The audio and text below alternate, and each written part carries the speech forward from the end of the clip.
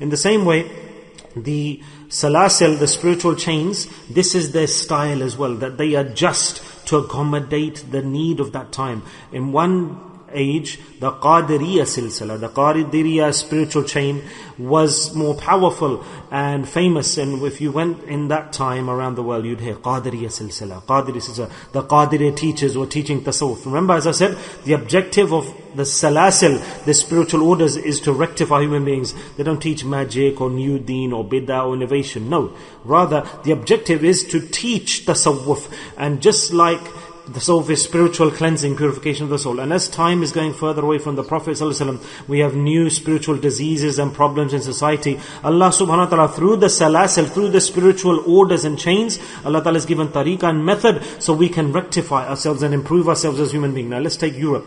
We live in Europe.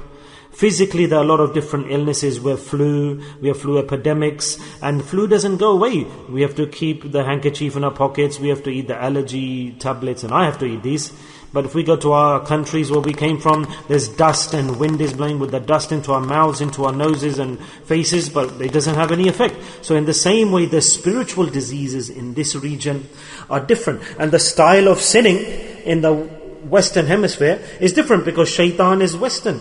And he's affecting us in a different way when we live here, as opposed to different parts of the world. So we have to have the unique method to cleanse ourselves and to save ourselves, because we all want to attain Jannah and paradise and to be saved from the punishment. So in that way, if we go back, that Hazrat Abdul Qadir Jilani Rahmatullahi Ghaus Pak, who was a famous Sheikh and Wali, Allah Ta'ala selected him, and mashallah, he spread the deen in a great way in his generation. The people changed, Islam spread, and the passion of Islam spread, and the discussions, and through his mashallah blessed statements, Allah Ta'ala allowed him to spread the deen. Nothing new. Quran and Hadith is what he spread. So what we speak about every day or regularly is Quran and Hadith. Do I speak from any other angle? We speak about Sunnah and the Quran. Isn't this the case?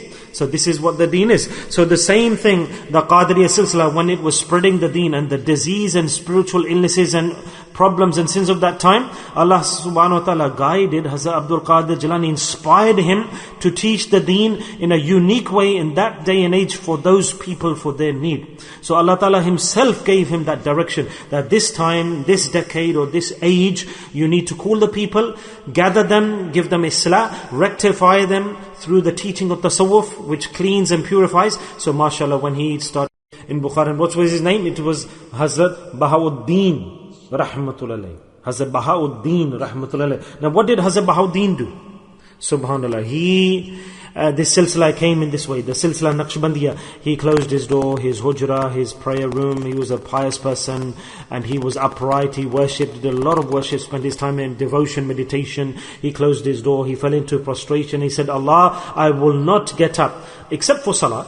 Except for salah and my needs. Allah, I will not rise from this sajda until Allah, my understanding says to me that these three silsilas that came before, Qadri, Chishti, Surwadi, they did the work of the deen. But the time to come now in the future, until Qiyamah, we need one silsila to run that can benefit everybody. And such a silsila, a chain of teachers that teach tasawwuf and Islam to the people, because the people to come, there will be technology, people will be busy, they won't have time to practice deen, there will be modern instruments and modern technology. Did anyone do dhikr like this through the microphone? Was there dhikr online? Was there anyone taking bayah online, etc.? So Hazrat Bahauddin had the foresight, the vision. He said, Allah, we need dhikr and prayer and worship that can be done easy, so we can spend less time, less dhikr, but get a lot of reward and impact at the same time. 1 day, 2 days, 3 days, he asked from Allah, no response came. Eventually, after the 7th day, Allah Ta'ala's rahmah came to him, inspiration came to him. He raised his head. Allah Ta'ala said, I have accepted your request. Allah's rahmah, subhanallah, came, the mercy of Allah. And the three silsila that came before, Qadiriya, Surwardi, Chishtiya, put them to the side, and these three silsila have a link with Hazrat Ali Karamallahu Wajh radiyallahu anhu. And they have the fairs from Hazrat Ali. But Allah Ta'ala gave the inspiration that I'm going to give you such a beautiful, unique silsila now, chain and order of tasawwuf that will continue until Qiyamah. Rather, Hazrat Mujaddad al-Aftani has written in his maktubat, in his writings, that Mahdi alayhi salam, Hazrat Imam Mahdi alayhi salam will also be connected to the Naqshbandi silsila. Allah is Qadir, Mutlaq, He can allow anything to happen. So the biggest Naqshbandi Sheikh of his time, when Mahdi alayhi salam will come, he will be connected to the biggest Naqshbandi chain of time, and what happens after that, khair, Allah knows best. This was written by Hazrat Mujaddad al-Afthani in his Maktubat. He said that this will occur. Anyway, so going back to that event, Hazrat Bahauddin Naqshbandi rahmatullah, he asked from Allah, made a request. Allah Ta'ala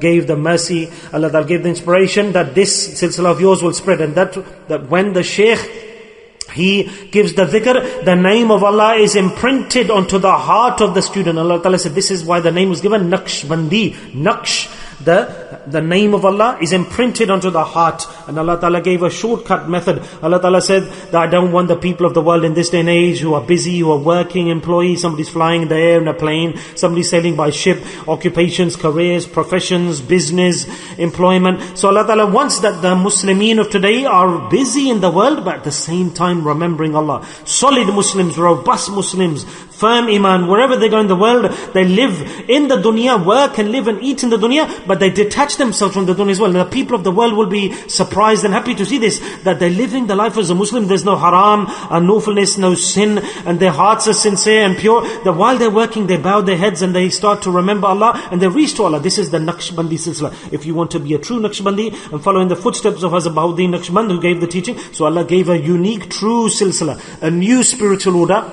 teaching tasawwuf, the subject of Islam, which teaches purification of the soul and the heart till the day of judgment. And if you bow your head for a few moments, silent, Allah, Allah, Allah, and the heart is purified through the dhikr of Allah. So this is the Naqshbandi Silsila that we are members of. We haven't come here through our preference or our understanding or our selection or our intellect. No, I've come here myself. I haven't selected this myself. I haven't created this. I know that where dhikr, how I was taught and how it started in this region. We cannot even imagine how Allah Ta'ala, that one man on his own, that negligence, ghaflat, the ghafil person, who implements ghaflat, nothing can remove negligence and laziness from a person. There's no action or ibadah that can remove negligence or distance or disconnection from Allah. If there's any action that can take us far from being a ghafil, it is only one action, which is the dhikr of Allah. Wahid, one action. And who is the ghafil? Who is lazy and negligent? Who has no connection with Allah? What is his position? So do you understand that coming out of laziness, and if we haven't got a connection with Allah, only one action can take us away from this bad condition, the dhikr of Allah, the remembrance of Allah. And listen to this carefully, that if a person is a ghafil, if he forgets Allah, if he is far from Allah, not close to Allah, what takes us far from Allah?